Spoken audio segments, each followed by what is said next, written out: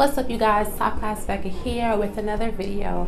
Today's video, I hope you guys gonna enjoy. I'm gonna talk about my childbirth experience, which was really traumatic for me and really changed my life.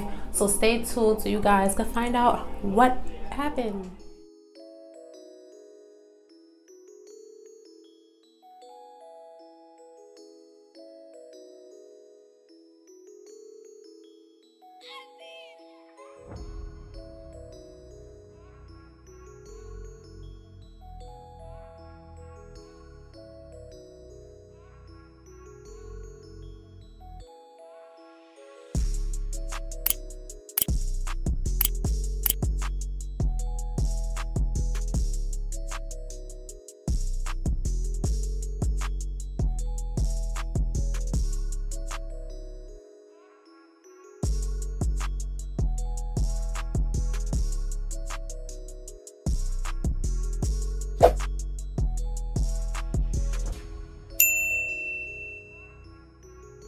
Hey guys, alright, so I'm gonna start talking about my childbirth experience. Excuse me if I keep looking down. I have everything written down so I don't miss the small minor details. So let's talk about my pregnancy. So my pregnancy, I was considered high risk because I had high blood pressure.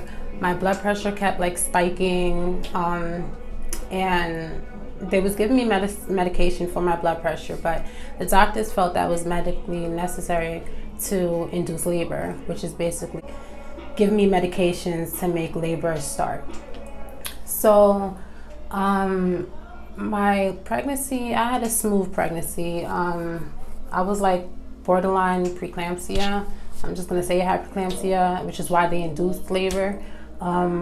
I gained a lot of weight, retained a lot of water during my pregnancy. I was very depressed because I was gaining so much weight. So for me, them speeding up labor, in my opinion, I was ecstatic about that. I was like, oh, okay, yes, I get to hurry up and drop this weight quicker. Yes!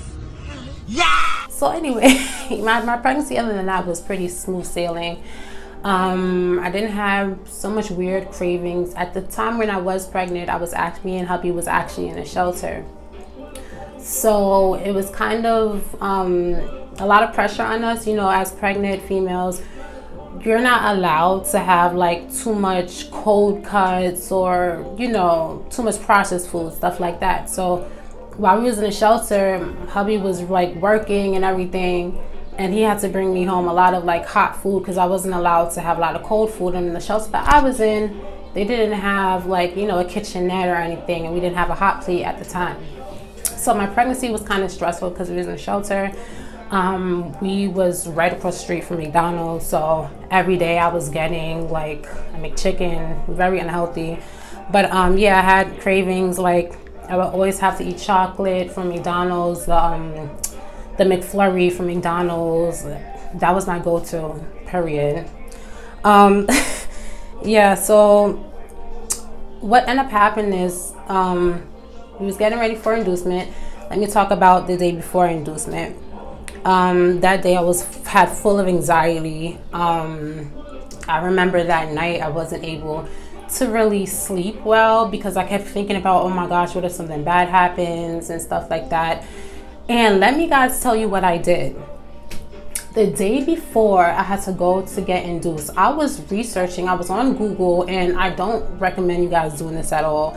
I was on Google and I was trying to speed up the process. So I was typing in, oh, what can make you go into labor faster? And I saw castor oil. Your girl took some castor oil. Your girl took some castor oil, not realizing that, okay, this is gonna make me shit. This is gonna make me go to the bathroom, like. And thank God it didn't make me go to the bathroom, but it really did cause really bad contractions. My stomach was like on 10. I was in so much pain and I couldn't really sleep well the day before. So when we went into the hospital the next morning for inducement, I was really tired. I didn't have no energy at all. So getting to the hospital, we was preparing for inducement. They gave me, I think it was called Pitocin. I don't know. I think it was called Pitocin. It was a medication to induce labor. They started me on that. And the whole process took, I was in labor for about, I would say 16 hours. I was in labor for about 16 hours. And the first half of my, of the whole process, I wasn't even really dilating quick. So everything was taking extremely long. Extremely long. So I was getting impatient. I was getting pissed off. I was hungry. You know, they say when you're in labor, you can't really eat nothing because they don't want you to defecate on yourself while you're pushing. I had baby daddy get me some Chinese food and called it a day, period. Your girl was hungry. So anyway, my inducement process, it was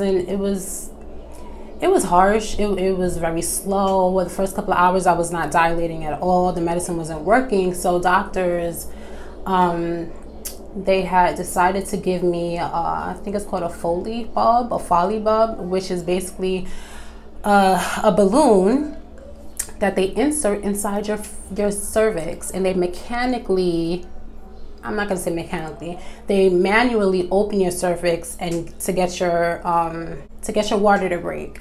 So they tried this method. They inserted the balloon inside my cervix, and they was inflating the balloon. Oh my gosh.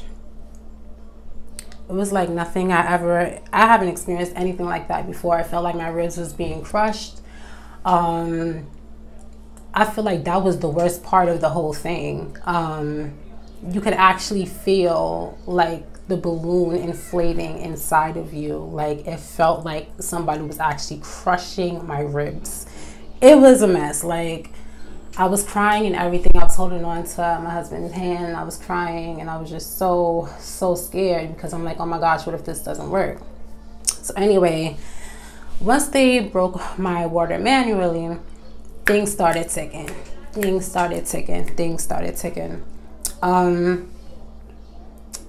I remember during the night, in the middle of the night, it was like a couple hours that passed, and during the night, I remember waking up in so much pain. Like I would describe it as period cramps, but like hardcore period cramps that you can't stop no matter what position you make. And it feels like period cramps and like the urge to poop. And it's like, you know how when you gotta use the bathroom and you can hold it in or whatever? Bro, I couldn't hold this in. I felt like I had to poop, like an extreme urge to poop. Like it was not working.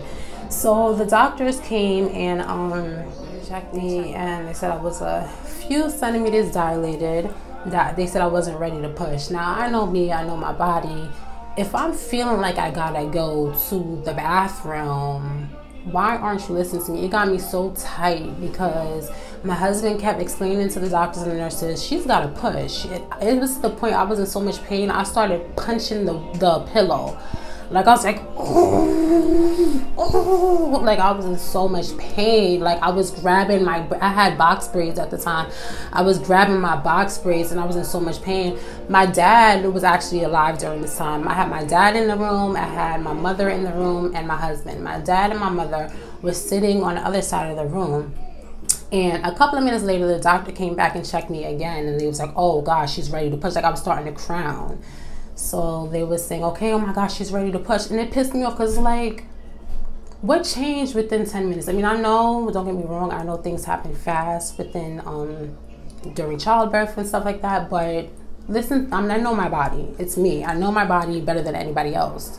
So it pissed me off that the fact that they said that I was ready to push and I was starting to crown.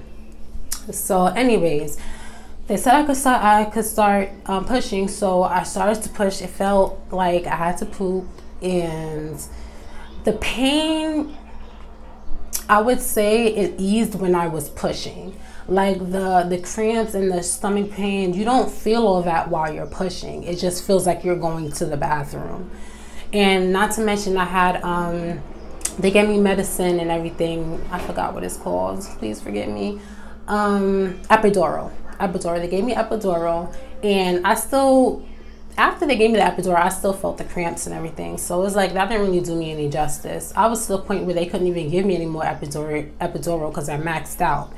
So by the time I was pushing, remember, I had the epidural hours before. Like, I had it hours before while they were starting the inducement process. So it's like, when it was time for me to push, I was like basically feeling like I felt pressure. It wasn't really pain, but it was a lot of pressure. So I felt a lot of pressure, like I had to go to the bathroom. The doctors winded up telling me that baby girl's heart rate started to drop.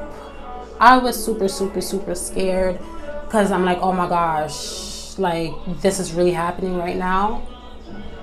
This is really happening right now. So the doctor told me I have two options. I could either get an emergency C-section, or I could get a it was like a forceps. It was I don't even know how to explain it. I don't know the name that it's called, but it was kind of like a vacuum suction cup. I don't want to say forceps because I don't think it was forceps. It was more like a suction cup that they had to suction her head out while I was pushing. So it was like that was helping me push. Let me backtrack. I didn't want the emergency C-section because I didn't want to get put to sleep and I didn't want to get cut open. Biggest fear, not me, not happening. So yeah, I agreed to get the little suction cup. I don't know the name of it. I would after I'm finished editing this video, I will post the name of it. But it was like a suction vacuum, and they had to suction her out while I was pushing. So when baby girl came out, her head was like cone shape, and I had to mold it. For the first couple of days, I have to like mold her head. But when baby girl came out, she was not crying, so I went off. Like I was out of breath. I was tired. So I'm like, I didn't know what was going on. Hubby had said, why isn't she crying? Why isn't she crying? And I'm like dazed out, and I'm like, what's going on? Because I'm just so tired from all the pushing and stuff. So I'm like, what's going on? So she was. I looked to the side and I saw that she was like a little blue. They kept tapping her foot and her butt, trying to get her to cry. Eventually she wound up crying, and that was like a relief. I was like, whew, thank you, Jesus. But throughout all of that, it was very traumatic for me. Oh yeah, I'm missing a part. While I was pushing, when they were suctioning baby girl's head out, her umbilical cord was like wrapped around her neck. So they had, in the midst of all of that, they had to take the umbilical cord from around her neck. It was very traumatic for me. It was like, because when you're on the other end and when you're pushing, I mean, everybody else is on the other end, and it's like, you don't know what's going on. It's like you doing all the work. It's like, what's happening right now? So it was like, I was very scared. But everything wound up being fine by the grace of God. Baby girl is very healthy. She wound up only being 5 pounds, 5 pounds, 16 ounces. She was extremely small, and she was only 18 inches. But I thank God that, you know, she wound up healthy. I wound up being alive. We both wound up being alive. Like, I know that sounds silly, but I was just extremely scared. But I hope you guys enjoyed this video, and I hope you guys enjoyed my experience. I didn't enjoy my experience, but I hope you guys enjoyed hearing about it. And it took a long time after that for me to get over the feeling like I'm never gonna have kids again. But now I'm like ready. Like, I want to have another kid now. I want to have another baby now. I think I'm ready. I think it's that first couple of months you get like culture shock, and it's like, oh my gosh, I'm not doing this again. But I think I could do this again. I think if I could get through that, I could get through anything. And that's been my motivation. So it's like, now I want another baby. Now I have baby fever. So like, now me and hubby is working on baby number 2.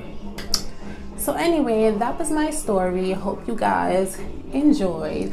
Make sure that you guys like, comment, and subscribe, and slap that notification bell. Thank you.